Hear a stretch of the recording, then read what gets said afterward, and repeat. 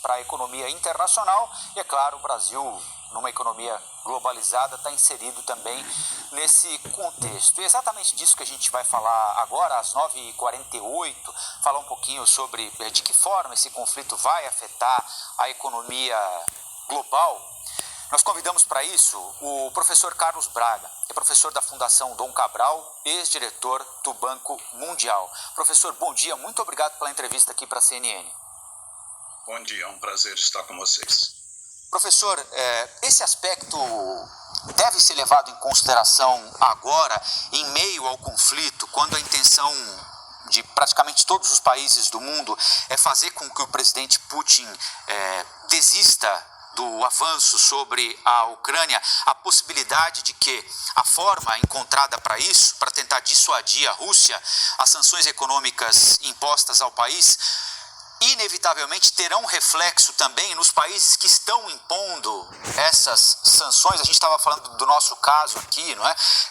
Fertilizantes, o que pode impactar no preço da comida, combustível também pode impactar no preço da comida. Essa avaliação desse efeito bumerangue das sanções tem de ser feita agora ou o importante é parar o conflito e depois ver o que acontece? Não, certamente a gente tem que levar isso em conta. Seria ingênuo acreditar que não haveriam externalidades para os países que estão impondo as sanções e para o resto do mundo, como a gente vê com a questão do preço da energia, né? A realidade é que sanções econômicas não têm um histórico muito bom em termos de conflitos geopolíticos, a menos que você tenha um consenso muito grande entre os principais parceiros aliados dos países que estão impondo as sanções. Então, eu acho que a grande diferença desse momento é que o senhor Putin calculou equivocadamente como o Ocidente, o Japão, né, iriam reagir à invasão da Ucrânia. Então, o tipo de sanções que estão sendo impostas são devastadoras para a economia russa. É bem verdade que a Rússia, de certa forma, vinha se preparando para isso desde 2014, quando anexou a Crimeia e invadiu o leste da Ucrânia. Mas, mesmo assim, vão ter custos significativos para a Rússia. Mas, ao mesmo tempo, vão ter custos, elas só vão funcionar se elas também doerem, digamos assim, no resto do mundo, particularmente na Europa. Professor, com esse sufocamento financeiro a que a Rússia está sendo submetida, a exclusão de sistemas de pagamento pelo mundo, a impossibilidade de fazer negócios com outros países, a saída de grandes multinacionais do território russo, de negócios russos, né? Isso pode acabar com o fôlego da Rússia no curto prazo e, eventualmente, a partir de uma pressão interna, com a queda na qualidade de vida da população russa, forçar o presidente do país a reavaliar o que fez até agora? Certamente esse é um dos cálculos por trás da imposição dessas sanções, digamos assim, draconianas, né? Entre elas, eu diria que o mais dramático, inicialmente, é a questão do congelamento dos ativos do Banco Central russo, né?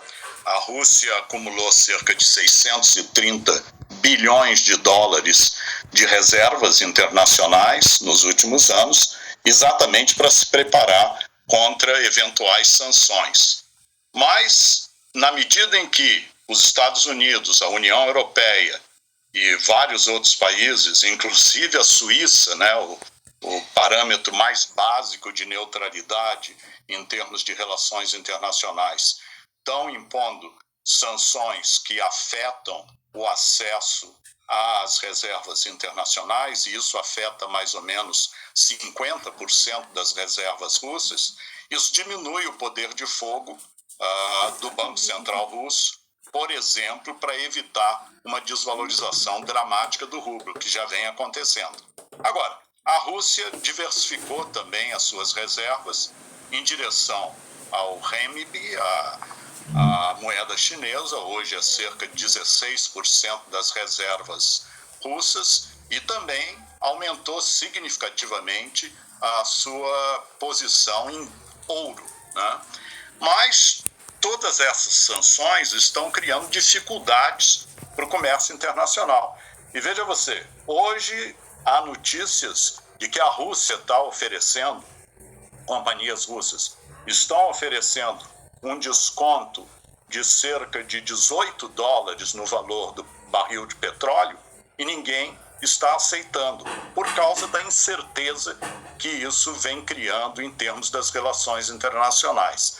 Então, certamente isso vai parar no bolso da população russa. Então, a gente vê, por exemplo, o Banco Central Russo, uma das primeiras medidas na segunda-feira foi aumentar a taxa de juros de política de intervenção do Banco Central, o equivalente à nossa Selic, né, aumentou de 9,5% para 20%.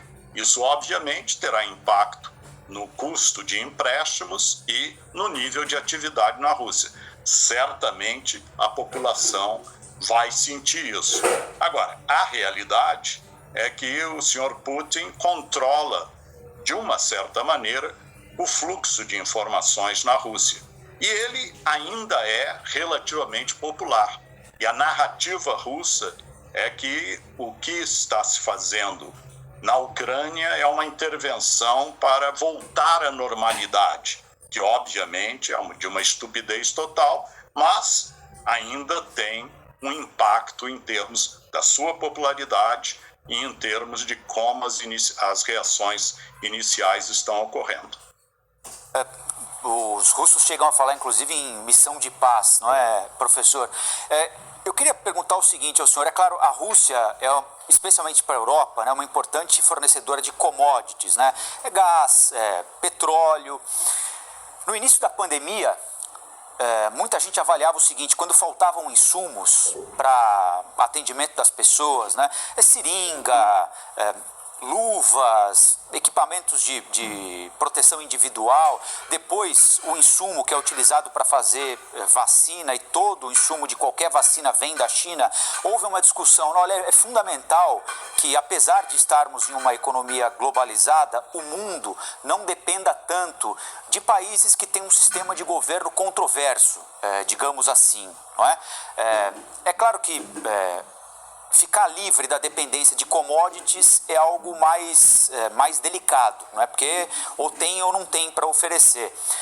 A partir do que aconteceu na pandemia, quando o mundo viu que dependia mais do que imaginava ou gostaria da China, e do que está acontecendo agora, em que, apesar das sanções econômicas, a Rússia tem instrumentos para, por exemplo, prejudicar a Europa, diminuindo a vazão de gás, por exemplo, para a Alemanha, imóveis residenciais, indústrias dependem fortemente disso. O senhor acha que quando a gente passar dessa crise, levando em conta o que aconteceu na pandemia, a dependência da China e agora a dependência de insumos como fertilizantes, por exemplo, que vem da Rússia, a gente vai ter de rediscutir, estabelecer uma nova ordem de relacionamento com esses países que são governados por ditadores ou por presidentes eleitos em circunstâncias, no mínimo, suspeitas, como acontece na Rússia? Certamente esse debate entre eficiência e resiliência vai ganhar novas proporções, já tinha se tornado muito forte no contexto da pandemia, né? Então, há uma tendência, e isso nós ouvimos ontem, por exemplo, com o presidente Joe Biden, dizendo que a ideia é produzir tudo nos Estados Unidos no seu discurso no State of the Union ontem, né? Obviamente, isso tem custo, né? E existe, no entanto, o aspecto político, que certamente vai continuar a influenciar essas decisões em termos de aumentar estoques de produtos naturais, aumentar a capacidade de enfrentar choques como esses que nós estamos vivendo. Só para dar uma ideia, no caso da União Europeia, o Banco Central Europeu estima que se a Rússia cortar 10% das exportações de gás natural para a Europa, isso vai causar uma queda de quase 1% no PIB da União Europeia.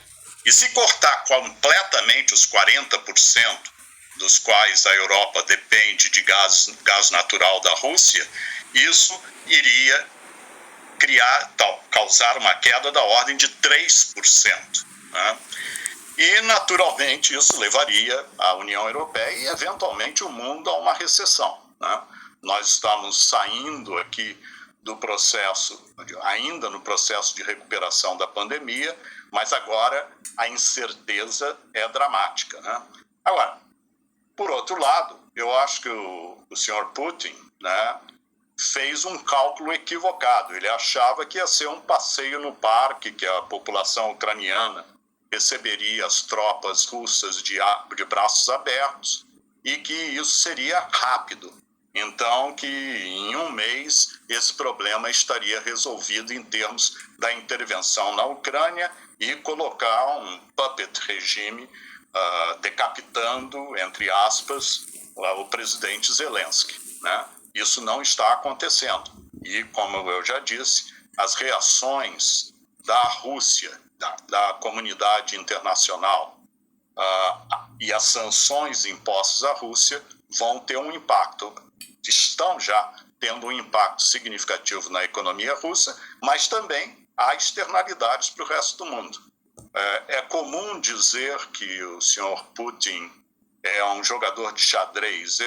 A minha experiência pessoal com ele, a única vez que eu passei um dia com ele, isso em março de 2000, como parte de uma delegação do Banco Mundial, é que ele é mais um jogador de pôquer, né? E ele blefou em termos da sua capacidade de operar na Ucrânia com grande velocidade e resolver o problema e que não haveriam sanções mais significativas. E esse blefe está custando caro. Queria agradecer muito o professor Carlos Braga, que é ex-diretor do Banco Mundial, professor da Fundação Dom Cabral, pela sua disponibilidade, pela ajuda que nos deu para entendermos as consequências globais